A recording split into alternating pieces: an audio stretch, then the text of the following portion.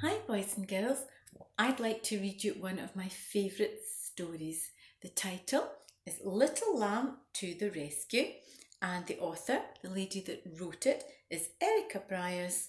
The illustrator who drew these beautiful pictures is Stephanie Boy. And there's Little Lamb. Let's begin.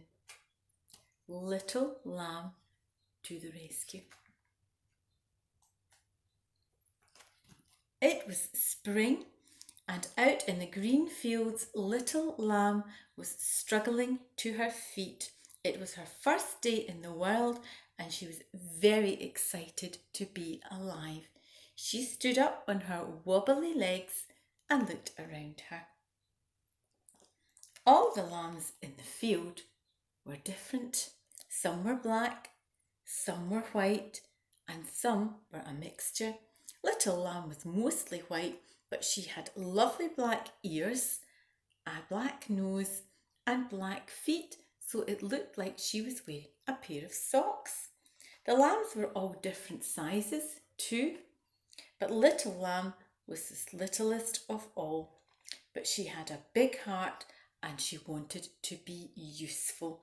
She decided to set off around the farm to see what she could do.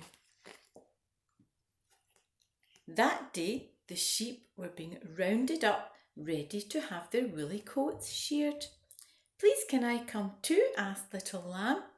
"Not yet," said her father, the big curly-horned ram. "You are still far too small to be sheared, and you don't have enough wool. Run along and play, Little Lamb." So Little Lamb went to see the big Shire horse, who was about to take the farmer to market in the farm cart. "Please can I help?" said Little Lamb. "Oh no," snorted the big horse. "You're far too little to pull a great big farm cart." So Little Lamb went to see the chickens. The farm dog was there watching over the newly hatched chickens, just in case the fox came prowling around. "Please can I help?" said Little Lamb. But the farm dog said kindly, "You are so tiny, I think the fox might eat you as well as the chicks." Oh dear. Little lamb," said the farm ducklings as she walked past the pond. "You're far too small to help anyone at all." And the cheeky little ducklings waddled along after her, laughing and quacking, until poor Little Lamb ran away into the meadow. Poor Little Lamb. She sat down in a daisy patch, feeling miserable and unwanted. Then, among the buzzing bees, she heard a faint cheeping noise. Little Lamb followed the sound to the base of a big shady tree, and trembling in the long grass, there was a fluffy baby bird. "Oh no.